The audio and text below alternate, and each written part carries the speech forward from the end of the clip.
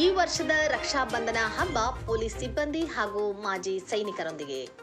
ಬೆಳಗಾವಿ ಜಿಲ್ಲೆ ರಾಮದುರ್ಗದ ಪೊಲೀಸ್ ಸಿಬ್ಬಂದಿಯೊಂದಿಗೆ ಹಾಗೂ ಮಾಜಿ ಸೈನಿಕರೊಂದಿಗೆ ಬಿಜೆಪಿ ಮಹಿಳಾ ಮೋರ್ಚಾ ಪದಾಧಿಕಾರಿಗಳು ಹಾಗೂ ಮಹಿಳಾ ಕಾರ್ಯಕರ್ತರು ರಕ್ಷಾಬಂಧನ ಹಬ್ಬವನ್ನ ಆಚರಣೆ ಮಾಡಿದರು.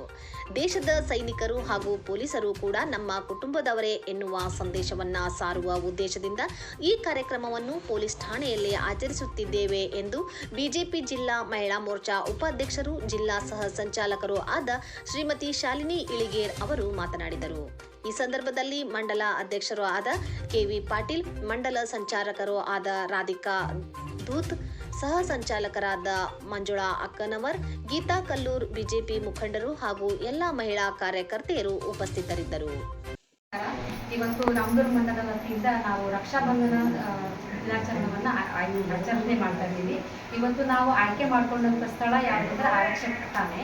ಯಾಕೆ ಅಂತಂದ್ರೆ ಮೊನ್ನೆ ನಡೆದಂಥ ಸಿಂಧೂರ ಆಪರೇಷನ್ ನಲ್ಲಿ ನಮ್ಮ ಯೋಧರು 24x7 ಕಾರ್ಯಾಚರಣೆಯಲ್ಲಿ ನಮ್ಮನ್ನ ಏನೂ ಧಕ್ಕೆ ಆಗದ ಹಾಗೆ, ಭಾರತಕ್ಕೆ ಧಕ್ಕೆ ಆಗದ ಹಾಗೆ ಅವರು ನಮ್ಮ ದೇಶವನ್ನ ಕಾಪಾಡಿದಂತ ಒಂದು ವೀರ ಯೋಧರಿಗೆ ಸನ್ಮಾನ ಮಾಡುವ ಮುಖಾಂತರ ನಾವು ಆ ಕಾರ್ಯಕ್ರಮವನ್ನ ಯಶಸ್ವಿಗೊಳಿಸಿದ್ವಿ.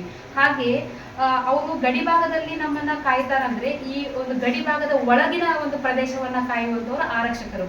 ಕೇವಲ ಅವ್ರ ಕುಟುಂಬದವರು ಅಷ್ಟೇ ಅಲ್ಲ, ನಾವು ಸಮಾಜದವರು, ನಾವು ಅವರ ಕುಟುಂಬದವರು. ಹಾಗಾಗಿ ನಾವೆಲ್ಲರೂ ಮಹಿಳೆಯರು ಇವತ್ತು ರಕ್ಷಾಬಂಧನ ದಿನಾಚರಣೆಯನ್ನ ಆರಕ್ಷಕರೊಂದಿಗೆ ಆಚರಣೆ ಮಾಡ್ತಾ ಇದ್ದೀವಿ. ಇದರ ಮೂಲಕ ನಾವೇನ್ ಹೇಳಲಿಕ್ಕೆ ಇಷ್ಟಪಡ್ತೀವಿ ಅಂದ್ರೆ 24x7 ಸಮಾಜವನ್ನ ಸಂರಕ್ಷಿಸಲಿಕ್ಕೆ ಅವರು ತಮ್ಮ ಮನೆಯನ್ನು, ಕುಟುಂಬವನ್ನು ಲೆಕ್ಕಿಸದೆ ಕಾರ್ಯಗಳನ್ನ ನಿರ್ವಹಿಸುತ್ತಿದ್ದಾರೆ.